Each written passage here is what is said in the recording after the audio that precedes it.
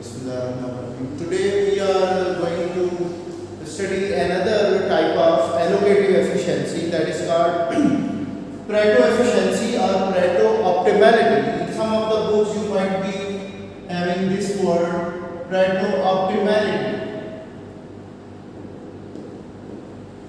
So this is a concept which was given by Pareto, and after his name it is also known as Pareto efficiency or Pareto optimality. It means if there is no way to make someone better off without making someone else worse off, then resources will have Pareto efficiency, or the allocation of resources is having Pareto optimality. Like the maximum gain of the resources have been achieved by employing the resources if there is no way to make someone better off without making someone else worse off. If it is not possible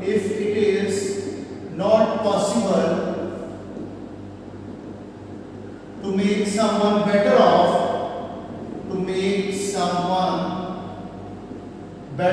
without making others worse off, without making others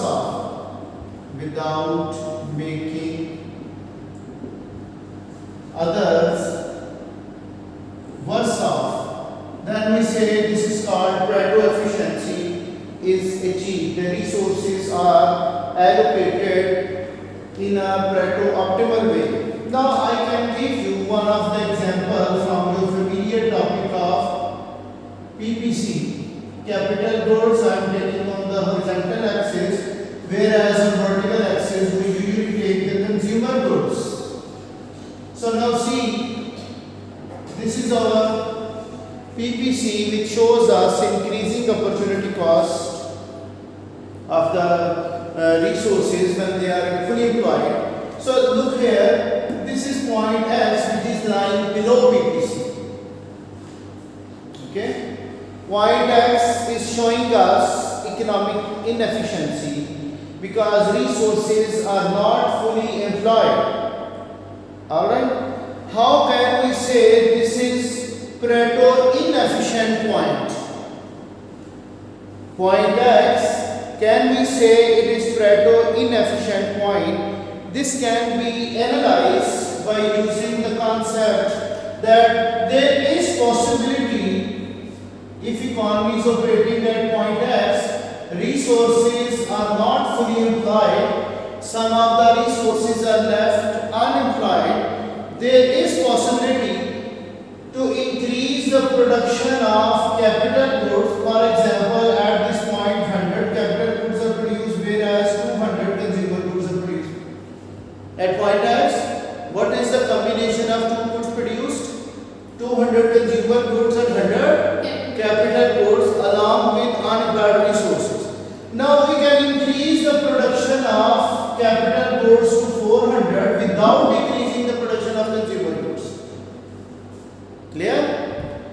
There is possibility, right? There is possibility that we can increase the production of capital goods without decreasing the production of consumer goods, or the other way around, we could also increase the production of consumer goods without decreasing the production of capital goods. We can move to either direction.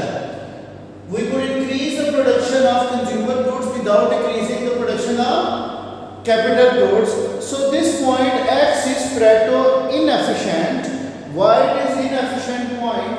Because there is possibility to make capital goods producers better off without making the consumer goods worse off. Or other way around, there is possibility that consumer goods can be made better off without making capital goods. The resources have been allocated in such a way that one of the production of the goods or the allocation of resources can make one good better off without making others worse off.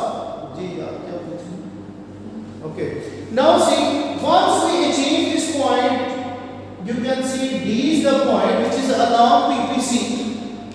This is along PPC. Now all the resources they have been fully employed. Okay. So is there any way possible now to make anyone better off without making someone else worse off? No. No, because now resources have been Fully. employed. If we want to increase the production of consumer goods, the capital goods will be worse off. There is no possibility. Clear? What I did in this case, first of all, I have analyzed inefficient point, and we compare which point is showing us inefficiency, and as compared to this one, which one is the efficient point. So I say at point D, when resources are fully employed, there is no way. What is the definition? If it is not possible to make someone better off without making someone else worse off, so along PPC, there is no way to make someone better off until unless we make others worse off. Then we say this is going to have Pareto efficiency point. Now see, at point D, what types of goods are more produced? The capital goods, consumer goods production remains the same. But the thing is that at point D, this country is a developing one. It wants to have more of consumer goods rather than the capital goods as its population size is high. So D point is actually not showing us the allocative efficiency, because point D is along PPC, which can be the productive efficiency point. We can improve the Pareto efficiency. There can be Pareto improvement. Like now we see this point is point, you can say A. If economy moves from point D to A, so we are actually improving Pareto efficiency, because at point D the resources are more allocated in the production of capital goods. But this country is having more population size, it requires more production of consumer goods. So we can make one people worse off, because we have to make many people better off, because we want to have more of consumer goods instead of the capital goods. So there is possibility that the country is already operating at a point along PPC, but there is going to be Pareto improvement. I can give you another example. Like we have a motorway from Sialkot to Lahore. Okay, already this area was occupied by agricultural output, isn't it? It was already employed. So what we did, we have sacrificed the production of agricultural sector to improve the communication of people from one city to another. So this is called Pareto improvement. Already that piece of land was employed, but the gain in welfare of motorway is far greater than the loss in output of agricultural sector. Okay, so once we see in one area resources are employed already, but that is not showing us a higher level of welfare. In order to improve the welfare of the society, we can use this concept of Pareto efficiency or Pareto optimality, where social benefits are greater than the social cost. So we can see that Pareto improvements are possible when we have another project which has more social benefits than the loss in output of that project. Clear? Or we are going to have another hospital in the area where already a piece of land was employed in the production of another good. So hospital can be constructed by sacrificing the output of the other sector, because it is more socially desirable. So Pareto improvements are possible even resources are fully employed. This point D, this is also an efficiency point, but at point A, society is gaining more. So we say Pareto improvement is taking place when resources are reallocated from point D to A. So Pareto efficiency can be further improved. Clear or not? We are having this bridge in front of our school gate. Previously, road was present. It was having more signal issues.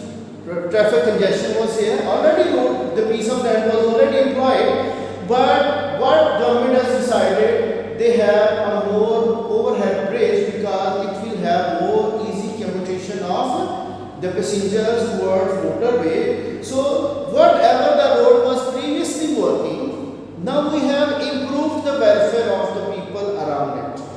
Okay, so it will have more improvement in efficiency of the resources, or resources will be allocated in that direction where social welfare is further maximized. Clear or not? So basically what is Pareto efficiency? If there is no way to make someone better or without making someone else worse off, then resources are having Pareto efficiency, or it is also called Pareto optimality. Optimum means what? Optimum. What is the meaning of optimum? Optimum production, optimum level of output. This means what consumers are doing. Consumers want to maximize their satisfaction or welfare by minimizing the expenditure. So this is their self-interest maximization behavior. So they are maximizing the satisfaction by minimizing the expenditure, whatever the income there. So can I say a consumer is optimizing his welfare by spending his money on that direction where his satisfaction is maximized.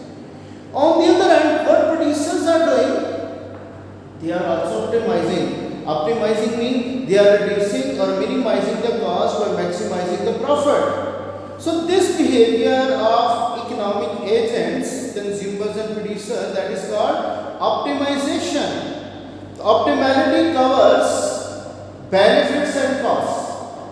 So when social benefits in total terms they are higher than the total social cost, we can say the society has optimized the use of the resources. Although this is also efficiency point, it is also fully utilizing the resources, but it is not optimizing. Clear? Until unless we consider in view the social welfare of the society. Okay, so Pareto efficiency, that actually a type of allocative efficiency which can be used to improvement in the social welfare in the allocation of resources efficient. Alright, so that is about Pareto efficiency. If you ask me to